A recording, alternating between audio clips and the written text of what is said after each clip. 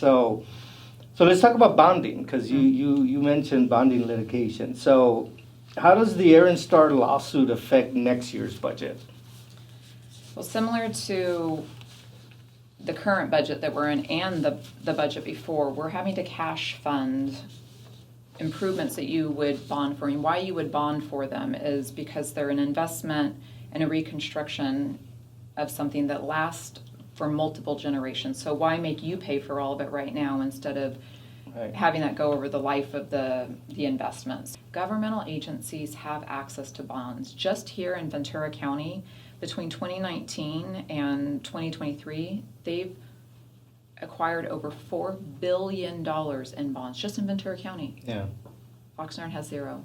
New bonds. I mean, we have existing, but we can't Right. bond.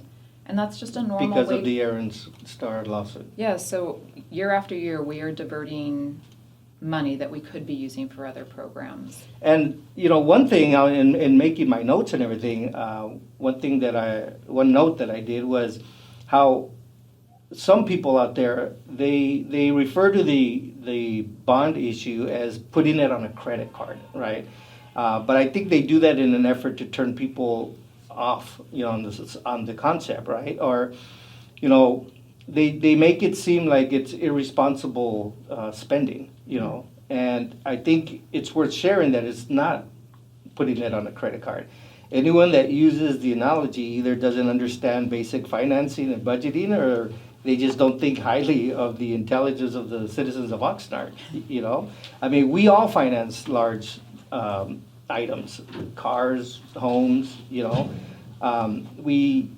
we have to do this because we can't pay cash for everything. I mean, it's just doesn't work that way. And a lot of cities do bonding, right? I mean, that's how these cities work,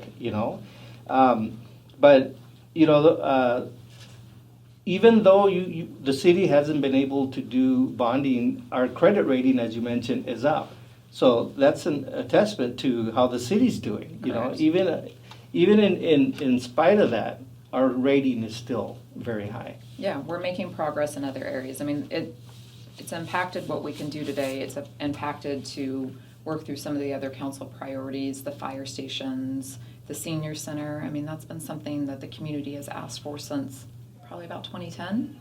The aquatic center, seawalls that are necessary. I mean, a lot of large infrastructure projects. I know the streets are what's really visible, but there's a lot of other needs that we can't do. And if and when we win that bonding litigation, the expectation from the community is going to be do it now. Well, we also can't move that fast. And you can't afford to bond for everything at one time because that would be irresponsible. I mean, Right, that's like exactly. going and buying a $3 million house when you can only actually afford Right. a $500,000 house. So those things are going to be on a much different timetable now because of that. Everything gets pushed back. And as we know, when things get pushed back, they also get more expensive. Very rarely does the price of anything go down. Right, exactly.